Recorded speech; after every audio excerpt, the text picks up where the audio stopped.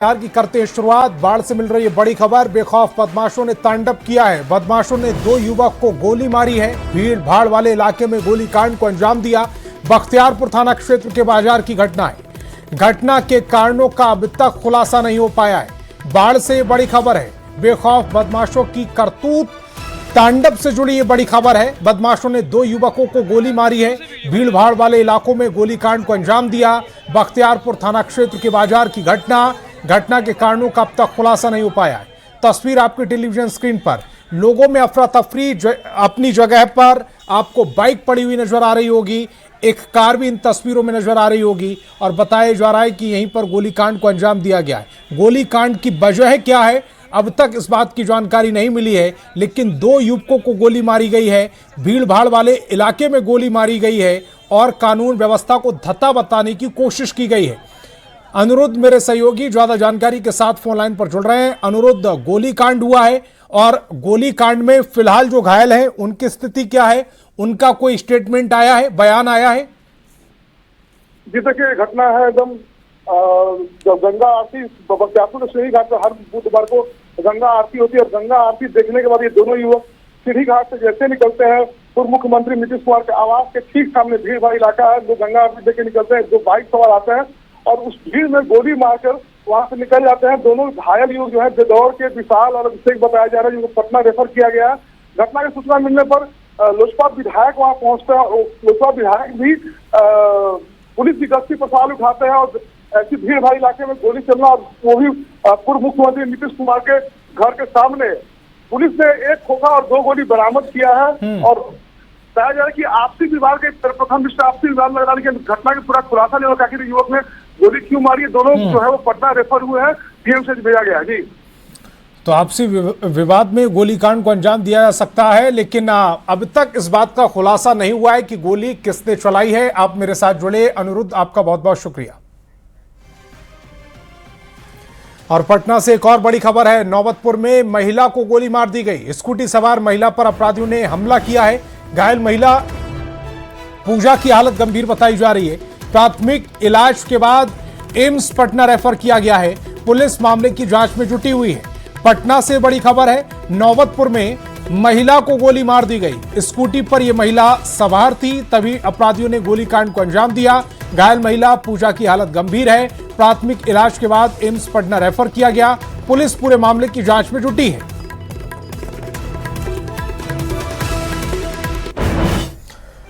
बड़ी खबर कैमूर से, जहां मोहनिया थाना क्षेत्र में पुलिस ने वाहन जांच अभियान के दौरान नशे के सौदागर पर बड़ी कार्रवाई की है। करीब 156 ग्राम हेरोइन बरामद की गई। हेरोइन की कीमत करीब 31 लाख रुपए बताई जा रही है। पुलिस ने हेरोइन के साथ एक सप्लायर को भी गिरफ्तार किया। पुलिस ने आरोपी के पास से एक मोबाइल फोन और मोटरसाइकिल भी जब्त की है। पुलिस पूरे नेटवर्क और सप्लाई चेन की जांच में जुटी हुई है।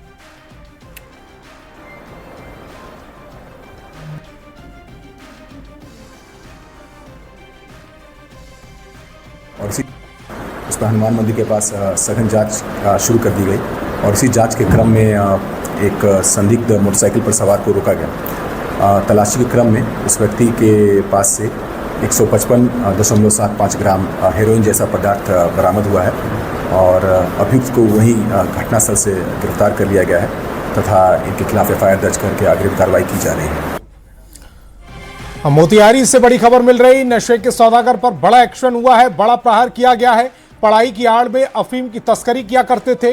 अफीम लखनऊ में बेचने की तैयारी थी। नेपाल से लखनऊ ले जाकर अफीम बेचने की कोशिश की गई। अभिमन्यु और मंजय कुमार को दबोचा गया है। 15 लाख रुपए की अफीम के साथ पुलिस ने इन दोनों युवकों को पकड़ा। तस्वीर आपकी टेलीविजन स्क्रीन पर। 4 पैकेट इन तस्वीरों में नजर आ रहे होंगे। ये अफीम के पैकेट बताए जा रहे हैं और पुलिस का दावा है कि नेपाल से इन्हें लेकर खरीदकर इन्हें लखनऊ बेचने की कोशिश की जा रही थी। ये वो 2 शख्स जो छात्र हैं और इस तस्करी के व्यापार में संलिप्त पाए गए। पुलिस पदाधिकारी सदर 1 के नेतृत्व में टीम गठित कर त्वरित कार्रवाई करते हुए स्टेशन रोड से मंजय कुमार पेशर बच्चा पंडित, अभिमन्यु कुमार पेशर सुबेश प्रसाद यादव, दोनों साकिन कुदरकत थाना छौड़ादानो जिला पूर्वी चंपारण मोतिहारी को 4 किलोग्राम अफीम जैसी मादक पदार्थ के साथ पकड़ा गया। ऐसा बात ये नेपाल से ला रहे थे। नेपाल का एक स्मगलर है, नेपाल हमारा छौड़ादानो बॉर्डर से लगभग 50 किलोमीटर दूर, तो वहाँ से माल सप्लाई करते हैं और इंडिया के भिन्न भिन्न जगहों पर भेजा जाता है। यह माल जो है लखनऊ जाना था। हमारी एक टीम लखनऊ में कैंप कर रही है, अभी भी जो खरीदार हैं उनको पकड़ने का प्रयास कर रही है।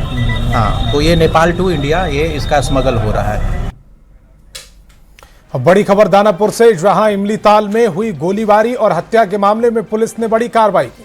मुख्य आरोपी समेत 6 अभियुक्तों को गिरफ्तार किया गया। पुलिस ने कहा कि पिस्टल को लेकर दो गुटों में विवाद हुआ था। इसके बाद सोनू की हत्या कर दी गई थी। गिरफ्तार आरोपियों के पास से अवैध हथियार, जिंदा कारतूस, खोखा और मोबाइल फोन बरामद किए गए हैं। दरअसल 24 जुलाई की शाम इमली तल स्थित पोस्ट ऑफिस गली में आपसी विवाद के दौरान मारपीट और फायरिंग की घटना हुई। इस दौरान सोनू नाम के एक युवक की गोली लगने से मौत हो गई थी। जांच के बाद पुलिस ने मामले का खुलासा कर दिया। जो मेन मुख्य अक्यूज था राजू उर्फ कालिया को गिरफ्तार किया गया। उसके साथ जो सहयोगी थे उनको गिरफ्तार किया गया है। घटना में जो प्रयुक्त कट्टा है उसको भी साथ में बरामद किया गया है और वहां से घटनास्थल से खोखा भी मिला है। खबर वैशाली से, जहां महनार में चोरी, छिनतई और बाइक चोरी की घटनाओं में शामिल 3 शातिर बदमाशों को पुलिस ने गिरफ्तार कर लिया। गिरफ्तार आरोपियों के पास से एक बाइक, खिलौना, पिस्टल, छर्रा बरामद किया गया है। स्टेशन रोड स्थित एक किराना दुकान में हुई चोरी की घटना के बाद सीसीटीवी फुटेज के आधार पर पुलिस ने सूरज कुमार को गिरफ्तार किया। उसी की निशानदेही पर विकास कुमार और रघुनंदन कुमार उर्फ कारू को भी दबोच लिया गया। जो तो संदिग्ध व्यक्ति है सूरज कुमार पिता मनोज कुमार झा महनार टाराचौड़ी, विकास कुमार पिता राजदेव राय सागपुर टेक महनार और रघुनंदन कुमार उर्फ कारू पिता राजदेव राय सागपुर टेक। इन लोगों को जो है सो रात में गश्ती टीम द्वारा जो है सो डिटेन किया गया था। डिटेन करने के बाद इनके पास से एक खिलौना निमा पिस्टल बरामद हुआ है। कुछ उसमें जो छर्रे होते हैं खिलौना पिस्टल का वो बरामद हुआ है और साथ में उसे जब कड़ाई से पूछताछ की गई उनके द्वारा जो है सो इस पूरी घटना में अपनी संलिप्तता जो है सो स्वीकार की गई। खबर नवादा से, जहां पुलिस ने पकरी बरावा थाना क्षेत्र में बच्ची के अपहरण के बाद दुष्कर्म और हत्या के मामले का 24 घंटे के भीतर खुलासा कर दिया। पुलिस ने मामले में गांव के ही एक आरोपी को गिरफ्तार किया। मामले में कई सबूत भी जुटाए गए। पुलिस ने कहा कि आरोपी के खिलाफ कार्रवाई की जा रही है। स्पीडी ट्रायल के जरिए पीड़िता को न्याय दिलाने की कोशिश की जाएगी। संबंध में पुलिस द्वारा 24 घंटे के अंदर उनकी गिरफ्तारी की गई है। सारी जो एविडेंस है, चाहे वो एफएसएल लड़की के और लड़के के जो मेडिकल हैं वो करवाया गया है और इसमें जो एविडेंस गैदर करके इसमें त्वरित अनुसंधान करके साथ में स्पीडी ट्रायल के माध्यम से नवादा पुलिस जो है इनको सज़ा दिलाने का पूरा प्रयास करेगी। खबर खगड़िया से, जहां सदर अस्पताल में इलाज के दौरान एक युवक की मौत के बाद विवाद खड़ा हो गया। परिजनों ने डॉक्टर पर इलाज में लापरवाही का आरोप लगाते हुए कार्रवाई की मांग की है। परिजनों का कहना है कि सीने में दर्द और उल्टी की शिकायत के बाद मरीज को अस्पताल में भर्ती कराया गया था, जहां इलाज के दौरान उसकी मौत हो गई। वहीं अस्पताल के डॉक्टरों का दावा है कि युवक नशे का आदी था और उसकी हालत इसी कारण बिगड़ी थी। फिलहाल मामले की जांच के लिए सिविल सर्जन ने आदेश जारी किए।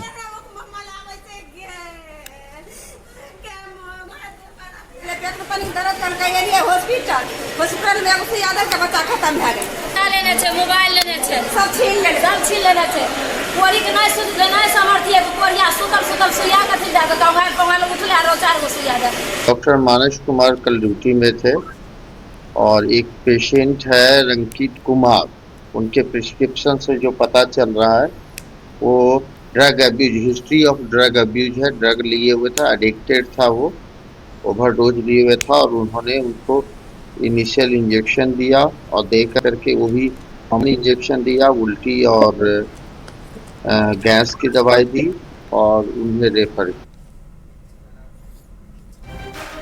बेगूसराय के वीरपुर थाना क्षेत्र में चर्चित वार्डन रिंकू कुमारी की संदिग्ध मौत मामले में एक बार फिर जांच ने रफ्तार पकड़ ली।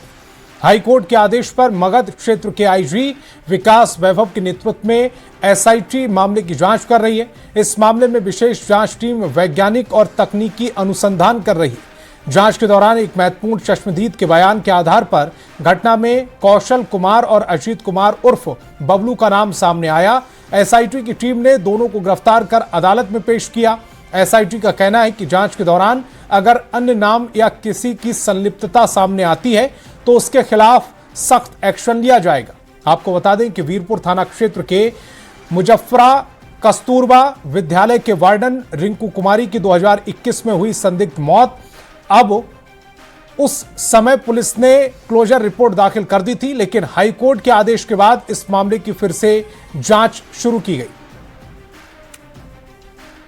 टीका थी उनके पड़ोसी हैं कौशल कुमार, जिनसे लंबे समय से लेन देन पैसों की चल रही थी और मृतिका के द्वारा मांग भी की गई थी, जिसके पुष्ट प्रमाण मिले हैं। इस मामले में 2 लोगों को गिरफ्तार किया गया है, जिनसे लेन देन का विवाद चल रहा था, कौशल कुमार और विद्यालय के केयरटेकर अजीत कुमार बबलू, जिनके द्वारा इस घटना के समय उपस्थित होने की बात अनुसंधान में प्रकाश में आई। इस घटना में अनेक ऐसी बातें थी जो इस घटना को और संदिग्ध बना रही थी। सीसीटीवी फुटेज बंद था और पुलिस का जो अनुसंधान हुआ था उसमें आईओ के द्वारा अनेक महत्वपूर्ण साक्ष्यों को संकलित नहीं किया गया, जो अपने आप में एक अनुसंधान का बिंदु है। इन बिंदुओं पर हम लोग जांच कर रहे हैं और अभी 2 लोगों को गिरफ्तार किया गया, सभी साक्ष्यों के साथ माननीय न्यायालय में प्रस्तुत कर रहे हैं और अन्य बिंदुओं पर भी जांच चल रही है। आज तुमको न्याय मिली है और अपराधियों को गिरफ्तार हुआ है, कैसा महसूस कर रही हो? क्या कहना? खुश है, इतनी खुश है कि हमें लगता है कि हमें देख के और भी लड़कियां और भी प्रेरित होगी और अपने हक के लिए लड़ेंगी। बहुत ज्यादा खुश है और उन दोनों को ऐसी सजा मिलनी चाहिए कि कभी वो दूसरे जन्म ले भी तो वो ऐसा कांड करने का कभी ना सोचे। हम लोग जैसे तड़पे उससे कहीं ज्यादा वो तड़पना चाहिए। समस्तीपुर के मुसरी घरारी में विजयदास हत्याकांड का पुलिस ने 48 घंटे के भीतर खुलासा कर दिया। पुलिस ने हत्याकांड मामले में 2 आरोपी को गिरफ्तार किया। गिरफ्तार आरोपियों की निशानदेही पर हत्या में शामिल धारदार हथियार भी बरामद कर लिया गया। पारंपरिक विवाद में हत्याकांड को अंजाम दिया गया। जांच में सामने आया कि आरोपी का अपनी पत्नी से विवाद चल रहा था। इसी कारण ससुराल पक्ष उसकी पत्नी की विदाई नहीं कर रहा था। इसी रंजिश में आरोपी ने अपने साथी के साथ मिलकर रात में सो रहे अपने ससुर विजयदास की गला रेतकर हत्या कर दी। जितेंद्र कुमार दास जो मृतक के दामाद है, उनका रिलेशनशिप में पड़ता था। उनका एक मवेरा भाई है जो अमन कुमार है। ये दोनों आदमी थोड़ा ताड़ी उड़ी पीटे थे और इसी क्रम में जो है रात में ये सहयोग किए, अमन कुमार सहयोग किए और ये दामाद जो है उनके गला धारदार हथियार से काट करके हत्या कर दी। इसमें जितेंद्र कुमार दास की गिरफ्तारी हुई। उन्होंने अपने घटना का संलिप्तता स्वीकार किया और जिस धारदार हथियार से काटे थे, चाकू काटे थे, उसकी बरामदगी भी हुई है। और पटना से बड़ी खबर है, ग्रीनफील्ड सैटेलाइट टाउनशिप में जमीन खरीद बिक्री का रास्ता साफ होगा। विकास योजना के अंतिम प्रकाशन के बाद ये रोक हटेगी। 11 सैटेलाइट टाउनशिप क्षेत्र के भूस्वामियों को ये बड़ी राहत। मास्टर प्लान के बाद शुरू होगी जमीन की खरीद बिक्री। लैंड पूलिंग और भू अर्जन प्रक्रिया को रफ्तार मिलेगी। निवेश और शहरी विकास को बढ़ावा मिलेगा। बिहार नगर विकास प्राधिकरण करेगा विकास गतिविधियों का नियमन। डीसीआर के तहत होंगे निर्माण और भूमि विकास कार्य। पारदर्शी भूमि प्रबंधन की दिशा में सरकार का ये बड़ा कदम माना जा रहा है। और दिवाकर तिवारी हमारे ब्यूरो चीफ ज्यादा जानकारी के साथ जुड़ रहे हैं। दिवाकर जी, ये कितना बड़ा फैसला और कैसे ये लोगों को, वहां के जो स्थानीय हैं, उनको लाभ देगा? देखिए, सरकार ने बड़े फैसले किए हैं और उन्हीं फैसलों में से 11 सैटेलाइट टाउनशिप डेवलप करने का फैसला है। और जैसे ही सीएम सम्राट चौधरी ने 11 सैटेलाइट टाउनशिप डेवलप करने की घोषणा की थी, उसके साथ ही उस क्षेत्र के संबंधित क्षेत्र के जमीन की खरीद बिक्री पर रोक लगा दी गई थी। लेकिन सरकार ने अब ये घोषणा किया है कि ग्रीनफील्ड सैटेलाइट टाउनशिप में जमीन की खरीद बिक्री का रास्ता अब साफ होगा। जैसे ही विकास योजनाओं का अंतिम प्रकाशन होगा, जो जमीन की खरीद बिक्री पर रोक लगी है वो रोक हट जाएगी। राज्य सरकार का बड़ा फैसला माना जा रहा है। जो लैंड ट्रांसफर पर रोक लगी थी उसको खत्म करने की तैयारी है और इससे जो ऑनर हैं उनको फायदा होगा, जो निवेशक है तो बड़ी राहत मिलेगी। और मास्टर प्लान और डेवलपमेंट प्लान का जैसे ही फॉर्मेट तैयार होगा वैसे ही जो है लैंड की जो खरीद बिक्री पर रोक लगी है वो हट जाएगी। इसको एक बड़े कदम के तौर पे देखा जा रहा है। आप जानते हैं कि बिहार में 2011 के जनगणना के मुताबिक शहरीकरण की जो हिस्सेदारी है वो काफी कम है। 11% ही बिहार में कुल शहरीकरण है। तो शहरीकरण को बढ़ावा मिलेगा, इंफ्रास्ट्रक्चर का डेवलपमेंट होगा, सुनियोजित तरीके से शहर व्यवस्थित होंगे, साथ ही जो इन्वेस्टमेंट है वो तेजी से बढ़ेगा, लैंड और लोगों को रोजगार भी मिलेगा। दिवाकर तिवारी जी, आप हमारे साथ जुड़े, आपका बहुत बहुत शुक्रिया। और बांकीपुर उपचुनाव में वोटिंग के लिए अब से कुछ ही घंटे बाकी हैं। सुबह होते ही पोलिंग बूथों पर वोटरों की लंबी कतारें नजर आएंगी। इससे पहले ईवीएम डिस्पैच कर दिए गए। उपचुनाव की तैयारियों के तहत जिला निर्वाचन पदाधिकारी सह जिलाधिकारी कुंदन कुमार और वरिष्ठ पुलिस अधीक्षक कार्तिकेय के शर्मा ने ईवीएम डिस्पैच प्रक्रिया का निरीक्षण किया है।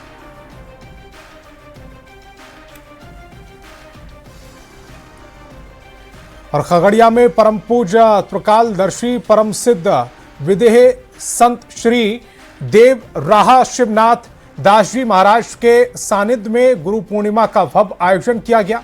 हजारों श्रद्धालु भक्तों ने संत श्री देव राहा शिवनाथ दास जी महाराज की विधिवत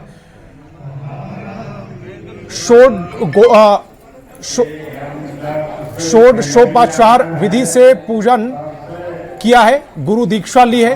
श्रद्धालु भक्तों को संबोधित करते हुए संत श्री देव राहा शिवनाथ जी महाराज ने कहा कि कोई भले ही ब्रह्मा विष्णु और शंकर के समान क्यों ना हो, वह गुरु के बिना भव सागर को पार नहीं कर सकते। संत श्री देव राहा शिवनाथ महाराज जी ने कहा है कि गुरु का नाम लो तो सहारा मिलेगा, हरि का नाम लो तो किनारा मिलेगा।